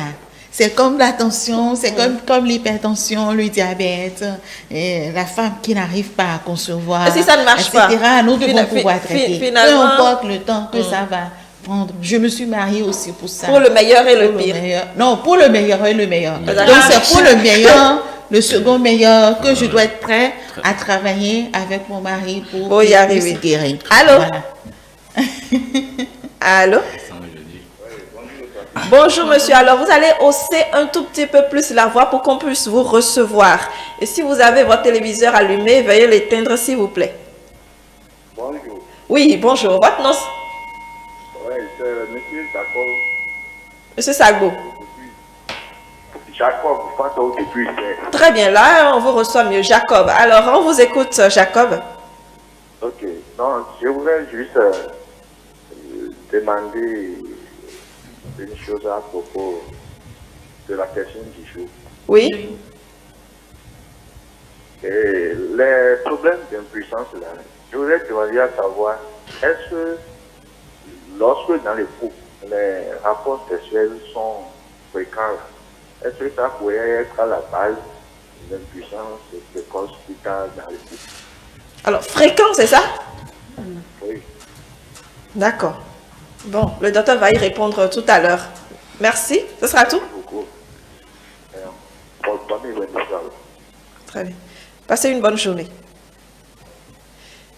Oui, je peux. Oui. Alors, j'aimerais également ajouter que le temps que prend ce traitement, il y a plein de trucs qu'on peut faire et se sentir à l'aise dans le lit. Permettez-moi de parler comme la coach et non comme une chrétienne. Bien sûr, Ok? bien sûr. Eh bien, dans le lit, tout est possible. Rien n'est mauvais dans le lit. Tout est sain et bien sain. D'accord? Oui. Donc, aujourd'hui, la science a évolué. Oui. Même les gens qui ont été impuissants depuis la naissance, aujourd'hui, parviennent à satisfaire leurs femmes grâce aux prothèses. Il y a beaucoup de choses qui se font aujourd'hui grâce à la science. Et il y a également ce qu'on appelle les cestoïs, qui permettent au couple de se satisfaire lorsqu'il y a des problèmes. Oui. Vous voyez, donc, il faudrait que nous dépassions un peu les limites mentales et que nous sachions que dans le lit, tant que c'est avec mon mari ou ma femme, tout ce est que je possible. fais est sain. Et nous cherchons ensemble les solutions. Il y a des côtés, il y a beaucoup de choses que l'homme peut utiliser pour aider sa femme à jouir en attendant d'être guéri de ce qui ne va pas dans son organisme. Donc, plus de peur. Et on peut vivre bien. On peut vivre bien. Très bien. Je n'en doute pas. Alors, Félicien, nous doit revenir sur certains points. Néanmoins, il est 8h30 avant que vous ne donniez les clarifications. Est-ce que je vais devoir me libérer de vous pour, disons, recevoir Nafissatou pour l'autre partie de l'émission? Mais juste très, très restreint. Très bien. Non, c'est juste demander aux hommes qu'aucun sujet en matière de sexualité avec sa femme n'est tabou. Il faut en parler, il faut discuter. Et l'autre chose, l'impuissance parfois provient, il y a de ces plans sur lesquels on n'urine pas.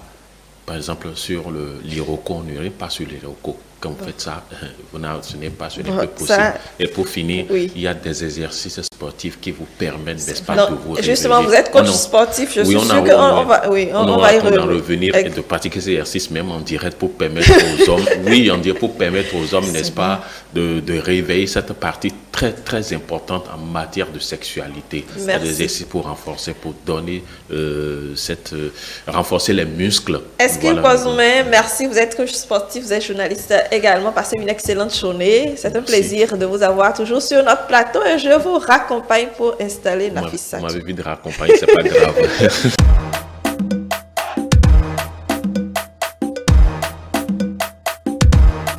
Voilà, retour en plateau. Nafissatou, bonjour. Bonjour Brunel, amis téléspectateurs, bonjour. Vous allez bien ce matin? Ça va très bien. On démarre avec le message, Nafissatou. D'accord, il y a un message qui nous dit « Le sexe bien fait, c'est la base. Un homme impuissant est exclu de ma vie. » Ah, exclu de sa vie.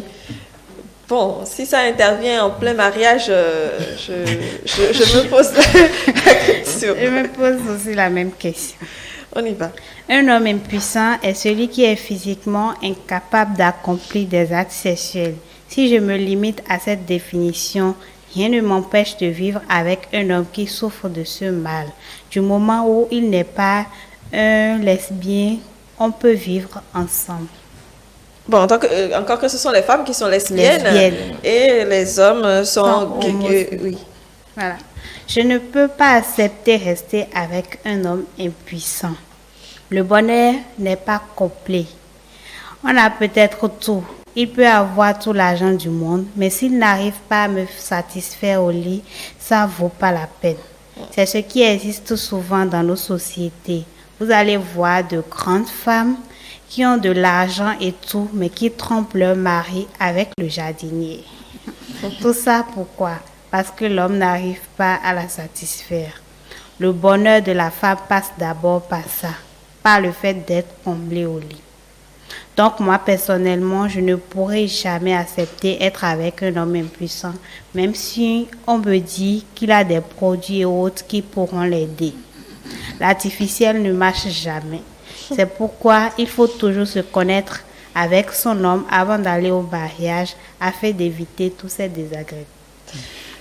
Madame Kenom, c'est bon, tous les moyens dont vous avez parlé exactement. Elle n'en veut pas, hein? Elle, de toute façon aussi. L'artificiel, exactement. Résumé en même temps. Oui. Mais on n'a pas le même résultat.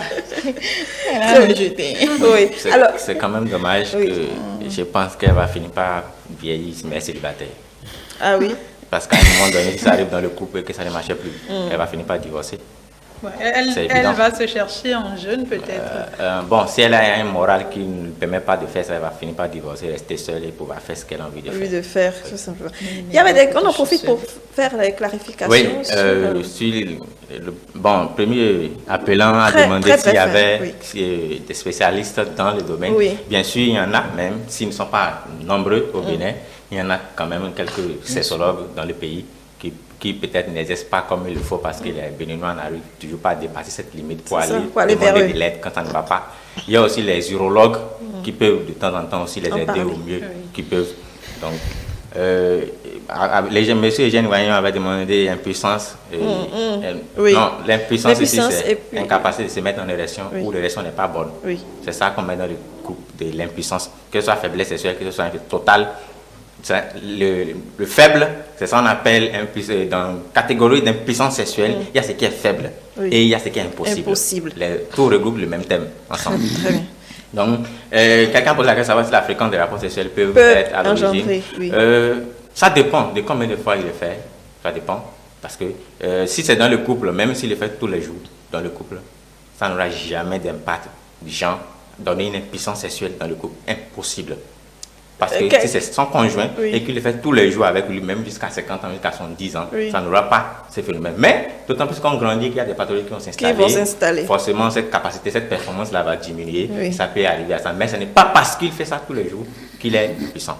Donc, il y a beaucoup d'autres facteurs qui interviennent, qui peuvent amener cette impuissance-là, dans ces contextes-là. Mais on ne peut pas accuser déjà parce que je fais rapporter tous les jours avec ma femme. On a un couple qui a 50 ans de mariage, qui ont témoigné qu'ils le font tous les jours pendant 35 ans.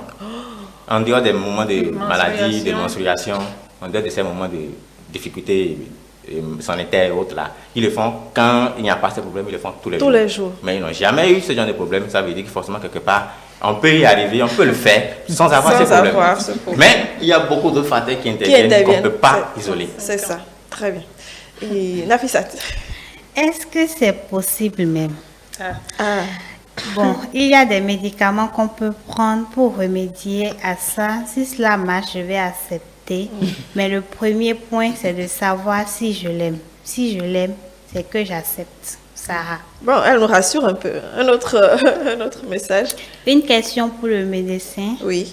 La consommation excessive du piment peut rendre l'érection molle. Le message nous vient de Bertin.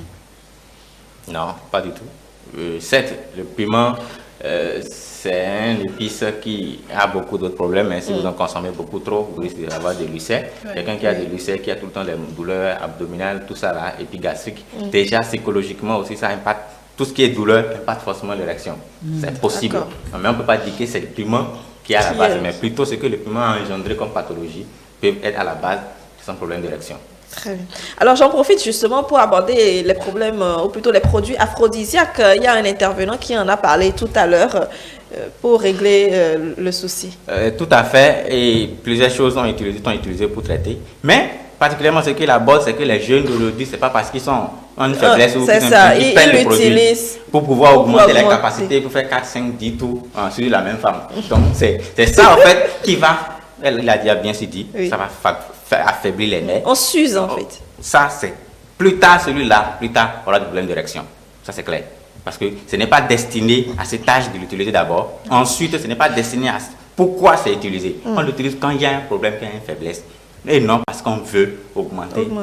Ce la capacité que Dieu a déjà donnée, c'est ça qui est suffisant. Mais quand on veut augmenter, ça veut dire qu'on est en train de puiser dans ce qui est dans l'avenir.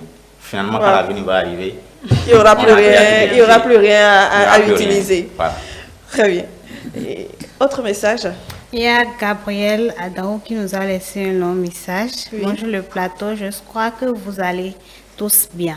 Tous les couples ont leurs petits problèmes en matière de sexe. À part ça, il nous dit, l'un des plus fréquents reste la panne sexuelle. Mais l'impuissance érectile chez l'homme n'est pas forcément associée à l'absence de désir pour sa partenaire. Tout homme est amené dans sa vie à passer par des périodes de panne sexuelle. C'est une parenthèse. Il y a le fait d'avoir divinisé le sexe et de l'avoir mis sur un piédestal, soit pour quelque chose.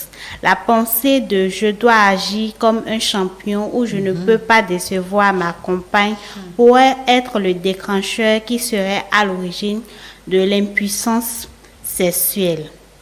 Le problème de sexe, il faut que les troubles de l'érection ne soient plus qu'une affaire d'homme, mais de couple.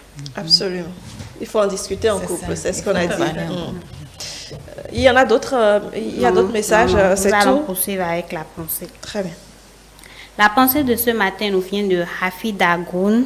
C'est lui, celui plutôt dont tu as soigné l'impuissance. C'est lui qui te prend ta femme. C'est celui dont tu as soigné l'impuissance qui te prend ta femme. Bien. Alors, un avis C'est-à-dire qu'il devient si performant que sa femme ne lui suffit plus et qu'il va chercher et expérimenter ailleurs. C'est bien cela. Les gens auront peur de soigner des impuissants. Hein. C'est comme je le disais au début de l'émission, que le monsieur il est déjà faible. Oui. Et après et si vous êtes dans le milieu dans lequel c'est vous qui l'avez apporté des solutions, une tisane ou quelque chose, c'est un ami. Quand le monsieur va retrouver sa virilité, il va taper tout ce qui bouge. Et il risque même de taper celui qui a trouvé la solution. Je pense que c'est dans le sens là que celui qui est en train de parler. Parce que quand ça vient, c'est comme un rattrapage. C'est-à-dire l'érection est là en permanence et il a envie tout le temps de satisfaire cette envie. Et si la femme à la maison ne donne pas, à côté, il cherche si l'autre est d'accord, il prend. Même si il n'est pas marié, il prend. Et s'il n'arrive pas à contrôler également. Et il va pas violer les gens dans leur vie. Mais je pense que tout est question d'harmonie dans le couple. Tout est question d'harmonie dans le couple. Si j'ai participé au traitement de mon mari, si j'ai été proche, j'ai été là pour lui, je pense que quand il va guérir, on va rattraper ensemble. Si vous savez qu'il avait un problème. Ça, c'est pas faux. Si vous savez qu'il avait un problème. Tout est question d'harmonie dans le couple. Voilà. Ah oui. Voilà. Quand on ne le sait pas, bon, là c'est un autre souci. Oui, Nafissatou. Vous êtes totalement dans la pensée de l'auteur, donc faites gaffe. Vous n'aidez pas les impuissants. Il faut retenir que Hafiz Agoun est un écrivain français né en 1973 à Saint-Étienne. Ayant vécu à Saint-Étienne jusqu'à l'âge de 20 ans, Hafiz Agoun s'engage ensuite dans des études de lettres modernes et d'histoire de l'art à Lyon, période durant laquelle il écrit et remanie ce qui sera son premier roman. Très bien, merci pour cette citation. Alors, avant de poursuivre, je voudrais quand même poser une question à Joanne Kenom. Dites-moi, c'est vrai que quand on n'a pas, ou plutôt quand on a déjà des enfants, la situation est un peu différente de quand on n'en a pas du tout encore pour un couple qui se voit confronté à une situation pareille. Je pense que oui, ça doit être différent, hein, parce que lorsque j'ai des enfants, mais les responsabilités sont tout autres. Ma conscience est tout autre. Mais quand je n'en ai pas encore, c'est encore chaud. Je me dis, mais je peux encore m'échapper, je peux encore me sauver. S'il faut rester dans ça, vaut mieux me sauver en même temps. Donc, c'est normal que celle qui n'a pas encore d'enfant et celle qui a d'enfant n'est pas les mêmes décisions à prendre.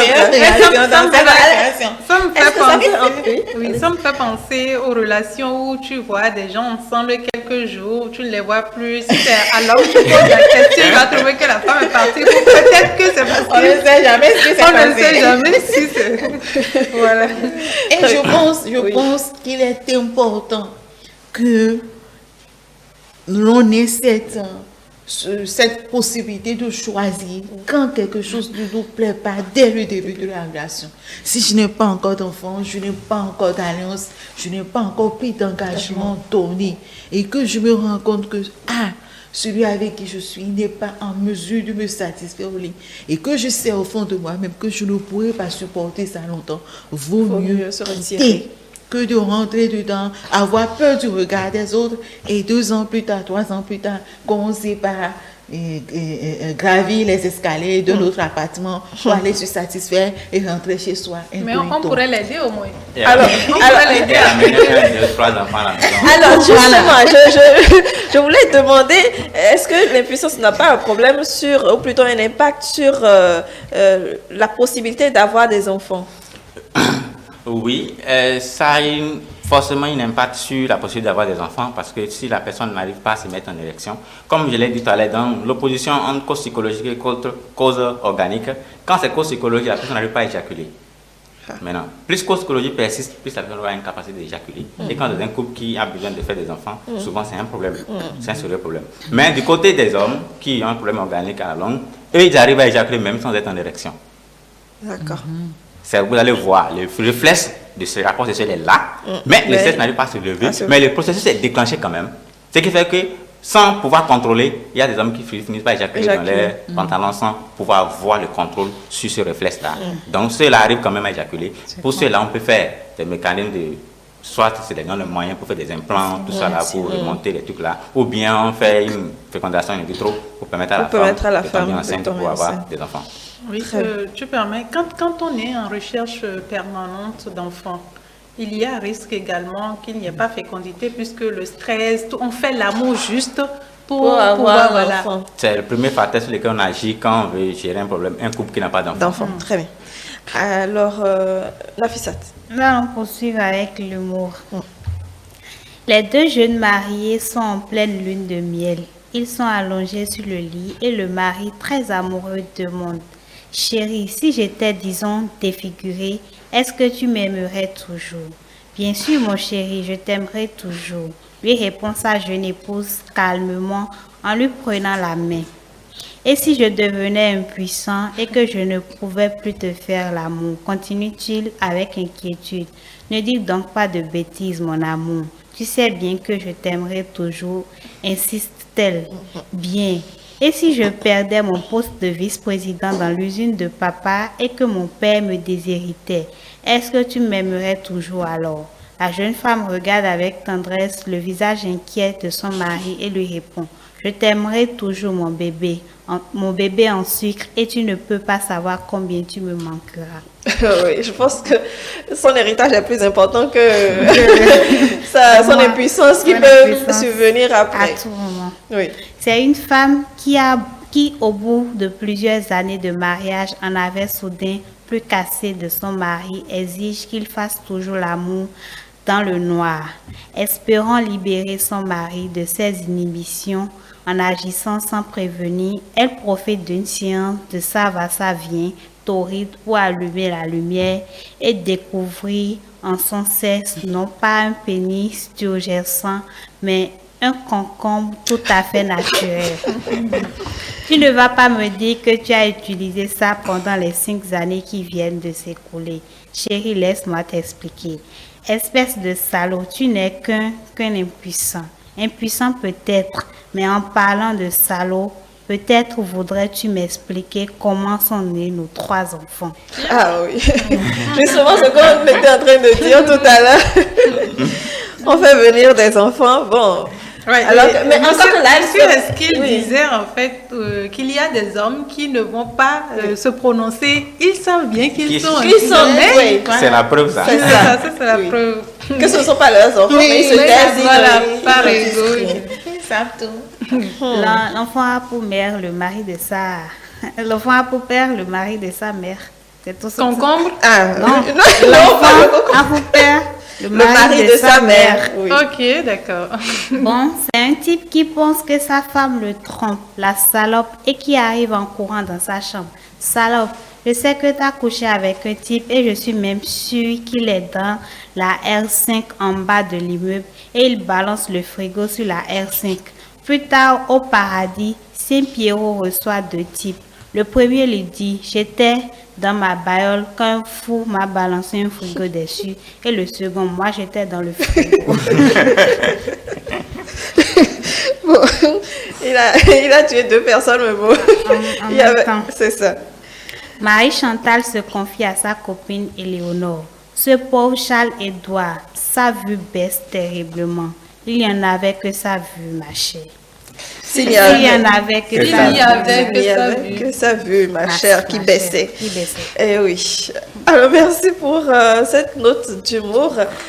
Une histoire Juste pour apporter un peu plus à ce que les 2 spécialistes sur le plateau ont dit, l'impuissance masculine touche de nombreux hommes de tout âge. Elle se définit par une incapacité à atteindre ou à maintenir une érection.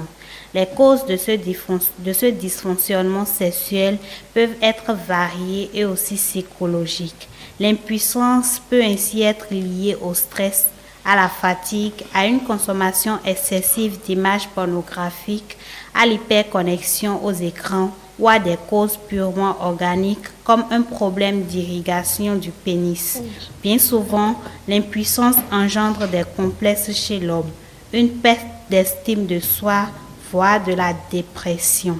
Des états psychologiques qui renforcent à leur tour l'impuissance, créant un véritable cercle vicieux mettant à mal les relations de couple et fragilisant l'intimité des partenaires. L'impuissance masculine touche de nombreux hommes de tout âge. Merci. Donc, ça peut arriver à n'importe quel moment. Oui. Merci Nafissat. Alors, le mot du jour, nous avons défini improductif. Nous allons sur y revenir.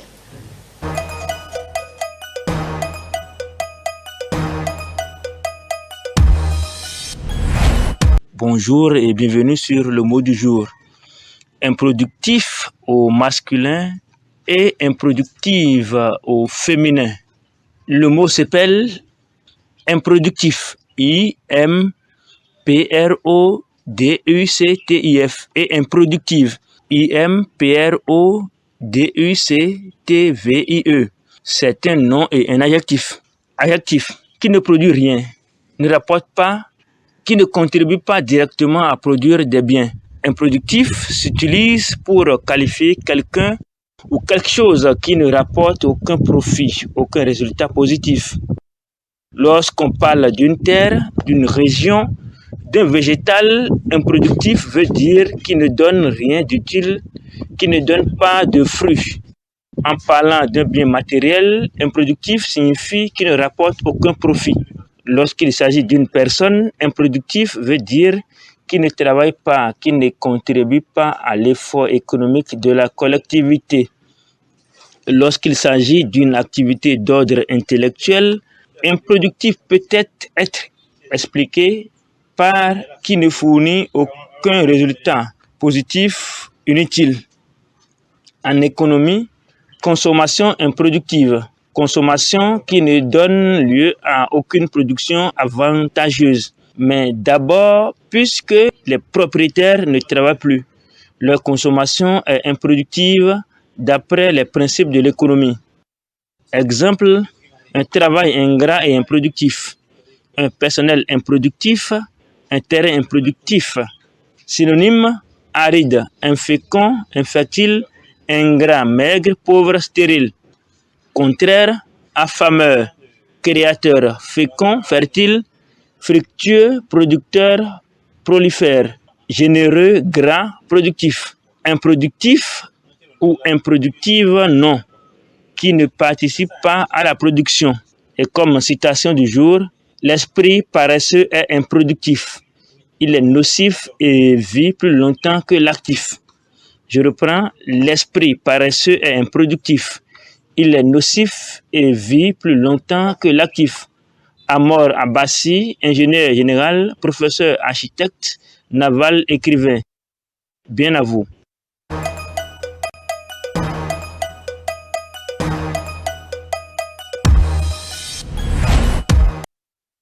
Voilà, c'était donc Marius Kenchi dans le mot improductif. 5 minutes pour boucler ce plateau. Alors, je vais vous donner la parole en 1 minute déjà pour nous dire un mot sur le traitement.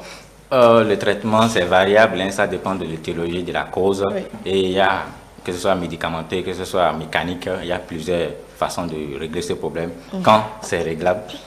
En dehors de ça, il y a aussi beaucoup d'autres moyens dans le couple si le moment est arrivé pour pouvoir satisfaire les deux côtés opposés pour éviter des frustrations dans le couple. Donc, je demande aux hommes de dépasser cette limite quand ça ne va pas, de demander conseil, de demander de l'aide pour qu'on les aide pour que les couples se portent toujours à merveille. Merci beaucoup. Il faut avoir conscience que ça peut arriver à tout moment. Il faut considérer qu'il y a des jours où l'on n'a pas faim. Bon, pour le sexe également, ça peut arriver. Ne pas se moquer ou dénigrer parce que ça enferme l'autre encore plus et puis tous les problèmes du couple persistent. Il ne faut pas trop materner non plus, se culpabiliser pour les femmes, se demander si c'est nous qui avons causé ça. Et ensemble, il faut décrypter la panne. Aider l'homme, même s'il ne veut pas trouver les moyens de l'amener à discuter du sujet et surtout à consulter et trouver la solution. Nafissat. Tout ce que je vais dire, c'est que quand ça intervient, il faut aider l'homme. il faut pas le laisser parce que ça peut contribuer aussi à une forte dépression et même qui peut lui coûter la vie. Donc il faut pas le laisser brusquement seul, il faut l'aider et ensemble vous allez trouver une solution. Et après décider si vous restez ou pas. Ou pas, C'est oui, ça. vous pouvez décider si vous restez ou pas, mais le fait de laisser brusquement, ce n'est pas bien. Madame Joanne. Je pense que nous avons abordé le sujet dans tous les oui, voilà. Et chacun a noté ce qui est bon pour lui. Il faut simplement que les femmes sachent qu'on se marie pour tout cela. Et qu'il ne faudrait pas qu'à la moindre difficulté, on abandonne son homme. Ça peut se régler. Il y a des traitements aujourd'hui et il y a beaucoup de choses qu'on peut faire dans le lit pour se satisfaire. Tant que c'est dans le couple et dans le lit, tout est sain. Tout est sain. Merci infiniment pour avoir accepté donc de venir sur le plateau échanger avec nous sur le sujet. Félicien Edou, merci. Vous êtes médecin à Lila Toutraman, Nafissatou Hassani. Et vous voulez ajouter quelque chose, c'est ça? Non, c'est bon. Très bien. Et bien entendu, Joanne Kenom-Fanou, vous êtes consultante champ. Merci également pour les propositions que vous nous avez faites ce matin, chers amis téléspectateurs. C'est un problème qui arrive, qui peut arriver. Gérer ça en couple parce que quand vous êtes en couple, tous les problèmes ne concernent que vous et ce n'est que vous qui puissiez réellement en parler et évoluer, à moins que vous décidiez d'en sortir et de vous épanouir autrement. Néanmoins, on vous souhaite tout simplement tout le bonheur. Vous êtes mariés pour le bonheur et le bonheur, comme l'a dit la coach Joanne Kenom, et on espère que ce sera que du bonheur. Excellente journée et on se retrouve demain.